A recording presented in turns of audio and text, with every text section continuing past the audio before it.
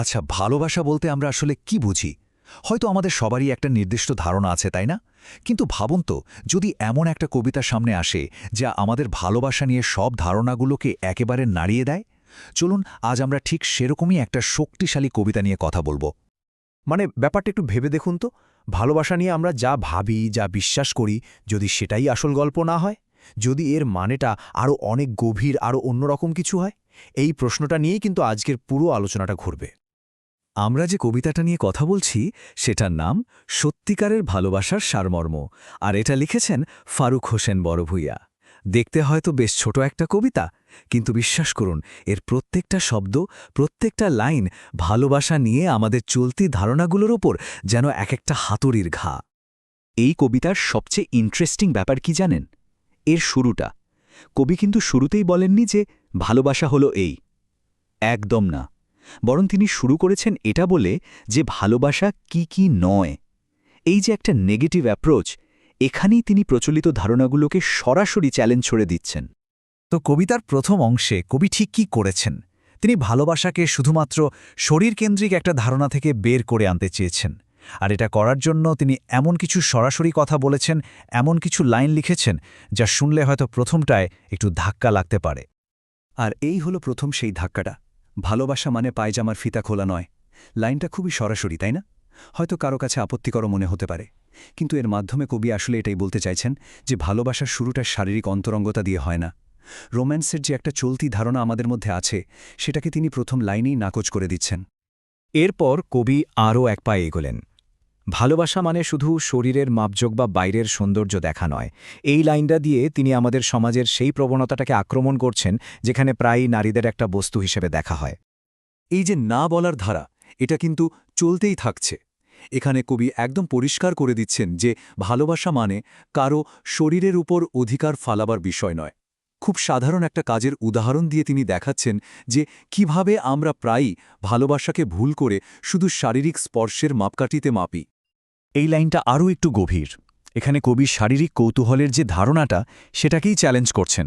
তিনি বলতে চাইছেন সত্যিকারের ভালোবাসার গভীরতা শরীরের গভীরে খোঁজার জিনিস নয়, সেটা থাকে মনের ভেতরে।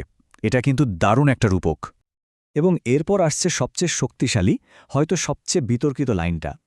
এই লাইনটা শারীরিক ঘনিষ্ঠতার একেবারে মূল একটা ধারণাকে আঘাত করছে। কবি বলতে চাইছেন ভালোবাসা এসবের থেকে অনেক অনেক বড় একটা ব্যাপার। আর এই নায়ের পর্বটা শেষ করে কবি এবার আমাদের নিয়ে যাবেন ভালোবাসার আসল মানেটা কি সেই দিকে। আচ্ছা, এতক্ষণ তো আমরা শুনলাম ভালোবাসা কি কি নয়। তাহলে প্রশ্নটা হলো, ভালোবাসা আসলে কি? কবিতার দ্বিতীয় অংশে কবি ঠিক এটাই করেছেন। আগের অংশে যা কিছু ভেঙেছেন, সেই ভাঙা জায়গাটার উপরেই তিনি ভালোবাসার এক নতুন সুন্দর একটা সংজ্ঞা তৈরি করছেন। একবার দেখুন ভালোবাসার ইতিবাচক দিকগুলো কি সুন্দর করে বলা হয়েছে। দুটি মন এক হয়ে যাওয়া, জীবনের দায়িত্ব নেওয়া, শুধু নিজে ভালো থাকা নয়, অন্যকেও ভালো রাখাও। কবি বলছেন ভালোবাসায় ঝগড়া কম, বোঝাপড়া বেশি। এখানে কোনো মিথ্যা প্রতিশ্রুতি বা গোপনীয়তার স্থান নেই। চলুন এর মধ্যে কয়েকটা পয়েন্ট নিয়ে একটু বিস্তারিত কথা বলা যাক। তো ভালোবাসার প্রথম এবং সবচেয়ে জরুরি ভিত্তিটা কি? সেটা হলো আত্মিক একাত্মতা, দুটি মন এক হয়ে যাওয়া। এর মানে হলো এমন একটা কানেকশন যেখানে শারীরিক আকর্ষণটা পেছনে চলে যায় আর সামনে চলে আসে মানসিক বোঝাপড়া। আর ঠিক এখানেই ভালোবাসা আর সাধারণ আকর্ষণের মধ্যে পার্থক্যটা তৈরি হয়। ভালোবাসা কিন্তু শুধু একটা অনুভূতি না, তাই না? এটা একটা সিদ্ধান্ত, একটা দায়িত্ববোধ। জীবনের দায়িত্ব নেওয়া মানে হলো একে অপরের ভালো সময়ে যেমন পাশে থাকা, খারাপ সময়েও সঙ্গী হওয়া, বিপদে আপদে ভরসা হয়ে ওঠা। মানে এটা শুধু আবেগের ব্যাপার নয়, এটা আসলে একটা প্রতিশ্রুতির ব্যাপার। তাহলে এই যে এতগুলো কথা বলা হলো, মনের মিল, দায়বদ্ধতা, এই সবকিছুর মূলে আসলে কি আছে? কোন জিনিসটা এই সবকিছুকে একসাথে ধরে রাখে? কবি একদম শেষ একটা লাইনে এসে পুরো কবিতার সারমর্মটা তুলে ধরেছেন। আর এটাই হলো সেই মূল কথাটা। ভালোবাসা মানে মন খুলে মনের কথা বলা। এটাই হলো সেই চাবিকাঠি, যা দিয়ে মনের মিল আর দায়বদ্ধতার দরজাটা খোলা যায়।